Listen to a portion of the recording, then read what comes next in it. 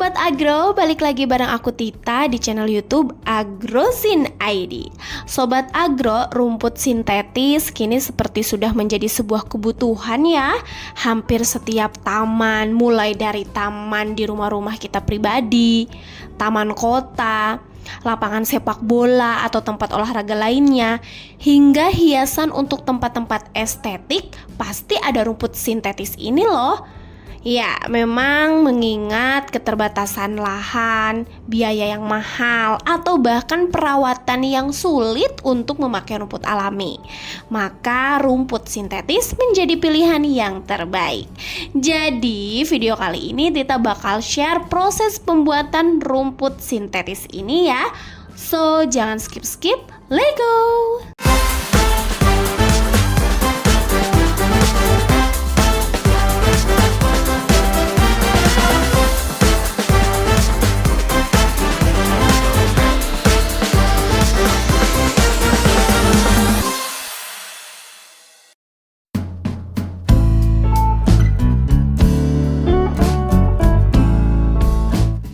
Sobat Agro, sebelum Tita mulai pada tahap pertama prosesnya, alangkah baiknya nih Sobat Agro harus mengetahui dulu keunggulan rumput satu ini ya.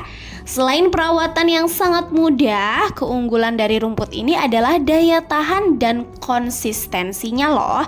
Jadi rumput sintetis ini dapat bertahan dari paparan cuaca ekstrim dan intensitas penggunaan yang tinggi tanpa mengalami penurunan kualitas. Makin penasaran bagaimana proses rumput ini dibuat? Ini dia tahap pertama. Pencampuran bahan. Nah, Sobat Agro, langkah pertama adalah memilih bahan dasar yang sesuai tentunya. Di antaranya bahan-bahannya ada polietilena, polipropilena, atau bahan dari nilon. Nah, bahan-bahan ini dipilih berdasarkan sifat-sifatnya yang dapat memengaruhi kekuatan, keuletan, dan penampilan akhir si rumput sintetis nantinya. Setelah itu, bahan dasar dicampur dengan bahan tambahan seperti pewarna untuk mencapai warna yang diinginkan atau zat pengisi untuk meningkatkan stabilitas dan tekstur di permukaannya. Proses pencampuran ini dilakukan secara teliti untuk memastikan distribusi bahan yang merata dan konsisten. Yang penting untuk hasil akhir yang berkualitas dan tahan lama tentunya.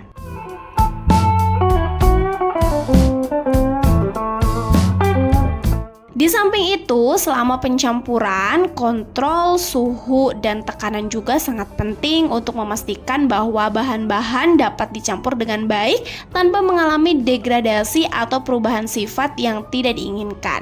Hal ini juga memungkinkan untuk mencapai konsistensi yang diperlukan dalam produksi benang sintetis yang akan digunakan sebagai bahan baku utama dalam proses selanjutnya nih Sobat Agro, seperti pemintalan atau pembentukan permukaan rumput sintetisnya.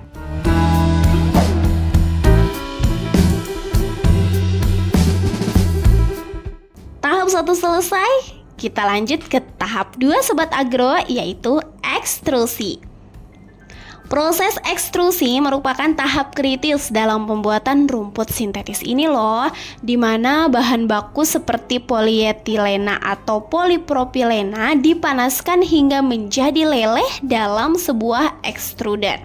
Pada tahap ini, bahan tambahan seperti pewarna atau zat pengisi juga dapat ditambahkan untuk mencapai sifat-sifat tertentu yang diinginkan.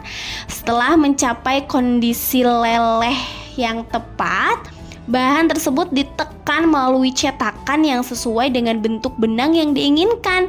Benang-benang sintetis yang dihasilkan dari proses ini memiliki kekuatan dan keuletan yang diperlukan untuk dapat dipintal menjadi permukaan rumput sintetis yang stabil dan juga tahan lama. Tapi Tapi Sobat Agro, selama proses ekstrusi ini, kontrol suhu dan tekanan sangat penting untuk memastikan bahwa bahan dasar melewati mesin ekstrusi dengan baik tanpa mengalami degradasi atau perubahan sifat yang tidak diinginkan. Hal ini memungkinkan produsen untuk mencapai konsistensi yang dibutuhkan dalam produksi benang sintetis, yang merupakan langkah awal penting sebelum proses selanjutnya. Apa itu proses selanjutnya? Proses ketiga adalah pemintalan atau tufting. Makin menarik kan Sobat Agro proses pembuatan rumput sintetis ini? Ayo jangan skip ya.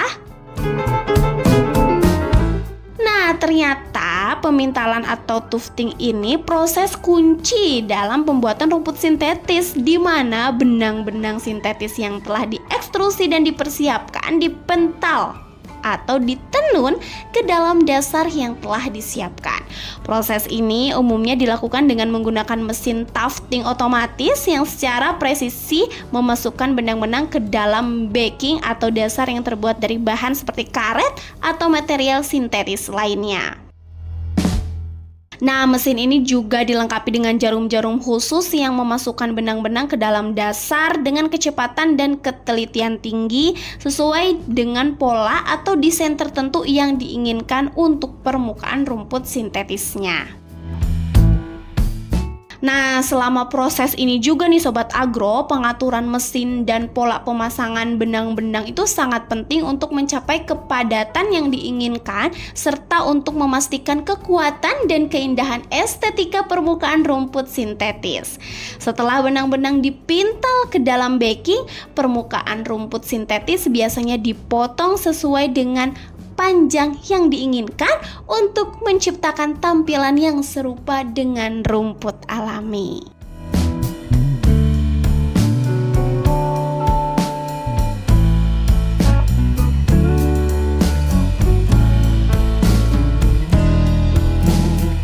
Proses yang keempat adalah pemasangan pada dasar.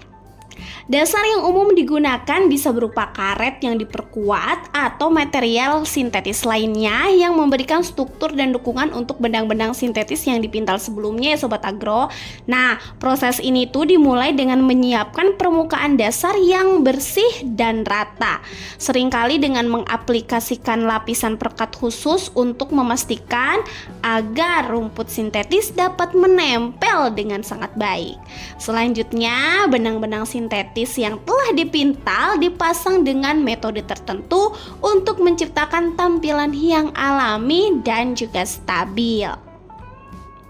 Nah, Sobat Agro, selama pemasangan juga nih ternyata kontraktor atau pabrikan rumput sintetis ini juga harus memastikan bahwa benang-benang sintetis ditempatkan dengan presisi dan rapat untuk mencegah lipatan atau kekosongan yang dapat mempengaruhi tampilan dan kekuatan permukaan rumput sintetis. Setelah benang-benang dipasang nih, permukaan biasanya dipotong dan diratakan untuk mencapai tingkat keindahan dan konsistensi yang diinginkan. Setelah itu kita mau finishing nih. Proses terakhir adalah pemotongan dan finishing. Setelah benang-benang sintetis dipasang pada dasar dan permukaan rumput sintetis telah terbentuk, langkah selanjutnya adalah memotong benang-benang tersebut menjadi panjang yang diinginkan.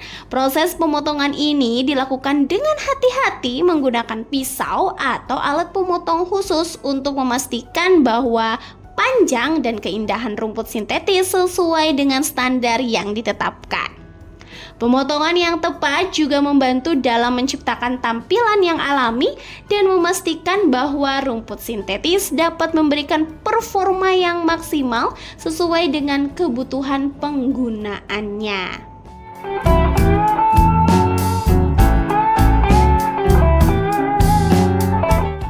Setelah pemotongan, proses finishing dilakukan untuk meningkatkan kekuatan, daya tahan, dan estetika permukaan rumput sintetis. Nah, Sobat Agro, bagian ini tuh ternyata bisa mencangkup aplikasi lapisan pelindung untuk melindungi benang-benang dari kerusakan akibat sinar UV atau cuaca ekstrim yang udah tadi kita singgung di awal, serta untuk meningkatkan kekuatan terhadap lalu lintas dan penggunaan berulang.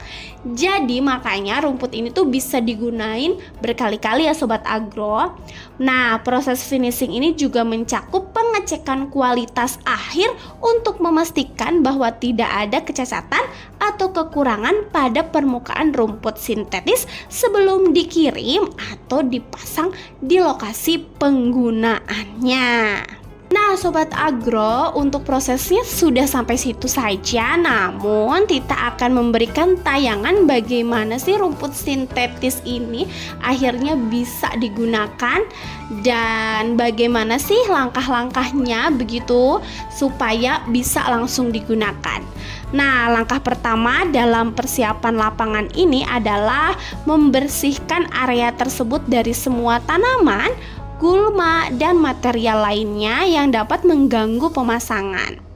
Setelah itu, permukaan lapangan atau permukaan lahan yang akan kita tempelkan rumput sintetis ini dibersihkan Sobat Agro dan dihaluskan untuk menciptakan dasar yang datar dan juga stabil. Ini mungkin juga melibatkan penggunaan alat berat juga ya Sobat Agro, seperti penggalian tanah atau penggulungan untuk meratakan permukaannya. Dan penting juga nih Sobat Agro untuk memastikan bahwa sistem drainase yang baik sudah ada atau udah dipersiapkan dengan baik gitu, untuk memastikan bahwa air tidak menggenang di atas permukaan rumput sintetis ini. Nah, secara keseluruhannya nih, proses pembuatan rumput sintetis ini emang melibatkan langkah-langkah yang kompleks ya Sobat Agro. Sampai pemasangannya pun itu memang sangat kompleks dan tersistematis gitu. Namun untuk menciptakan produk akhir yang berkualitas tinggi dan tahan lama gitu ya, hal itu pun terus dilakukan gitu kan, untuk hasil yang optimal. Gimana ini Sobat Agro, menurut kalian video kali ini? Boleh deh share-share pendapatnya di kolom komentar ya. Terima kasih yang sudah menonton video ini. Sampai jumpa di video selanjutnya. Bye.